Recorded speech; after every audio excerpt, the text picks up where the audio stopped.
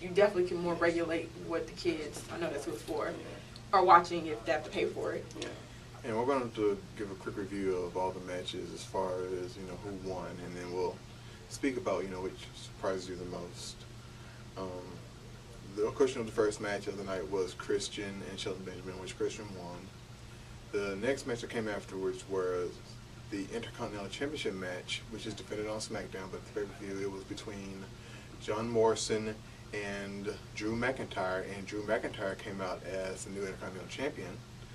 The next match afterwards was the SmackDown's, I think it's the Women's Championship match, between Mickie James and the champion Michelle McCool, who had Layla with her at the time, and Michelle McCool won.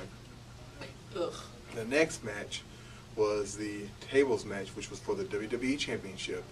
It was between John Cena and Sheamus came out as the champion.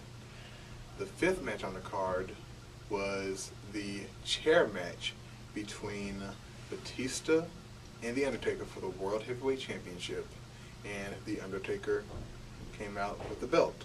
Controversial. Duh. Sixth match on Are we the card. surprised? Sixth match on the card was it was a rubber match, as they like to call it, between Randy Orton and Kofi Kingston, and Kofi Kingston lost to Randy Orton. And the final match, the main event, was TLC, Tables, Ladders, and Chairs for the unified WWE Tag Team Championship between Chris Jericho and The Big Show against DX, and DX won. So, Okay. Why is the tag team championships the main event? We will get to that. we will. Is that not something wrong with that? We will It was in Something like that? It was in San Antonio. Antonio. That should. What it, Shawn It was Michaels. in San Antonio. Shawn Michaels is Michaels. from there, and they're the biggest name on the card. And if you yeah, would've I seen, understand. Of course, I know why that's happening. I'm just saying, it's just like, Yeah. really? Yeah. It's like, why do you have your big name stuck in a tag team situation anyway?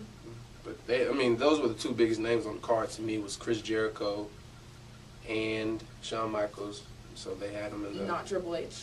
no. No. Okay. No. And then you He had. used to be big back when I watched it. Some may consider him still to be, but. Well, it goes in cycles.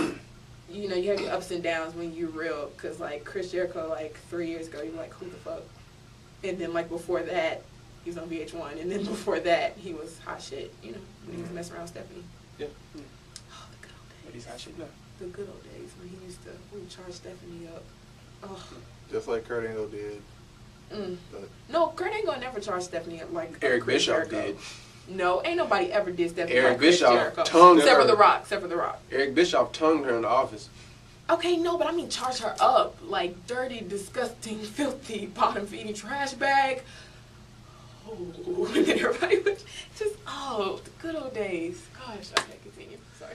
But Nostalgic. the match that sort of surprised me the most was I felt to be the worst match, that happened on the card, was the fourth match, the WWE Championship match between John Cena and Sheamus.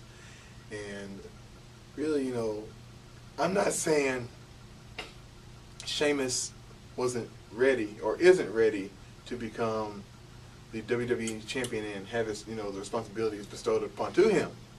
But how the match ended really could have been a lot better than what it was. Yes, it could have. Basically, if you didn't watch the pay-per-view, they were on the top rope. John Cena was going to try to F-U him off the top rope, but Sheamus blocked it. And then they were still up there, and then Cena acted like he was going to try to superplex him through the table. And if you watched it real closely, it seemed as if John Cena slipped off the top rope. Well, really, you could say he jumped backwards on his own. But they were supposed to build it up to where it looked like Sheamus pushed him back, which Sheamus didn't even push him. John Cena just jumped backwards, and then they rung the bell. So it was really kind of weird. And then when Sheamus, when they heard the bell ring, he was already he was outside the ring when the bell rung, and then he ran over there and grabbed the bell. But he was looking shocked. So he as, won. as everybody else was. Yes, Sheamus did. Sheamus won. He Okay, won. they was outside. No, they was on the top They're rope. on the top rope. And he top rope? and Okay. Cena act like he was going to superplex him. Okay. But he didn't. Because, you know, if you know when you're about to superplex somebody, you put one arm right here and then you put the other arm around especially him. if you're doing it from the turnbuckle, you got to get situated. But see, John Cena was shaking most of the time, and then all of a sudden, he just... Oh, he put himself through the ladder. Yeah, he basically. put himself through the table, Or and table. Sheamus didn't even push him or nothing, but then they rung the bell. Because in other table matches in the past, You have they're to like, put, you have actually to put them, actually you put have them to- through I it. know. You know, but they didn't do it this way because, you know, if you just fall through the table on your own or you going don't for a count. splash Yeah. and you miss and you go through it, it don't don't count. count. But they counted it this time, so Sheamus is the title. Well,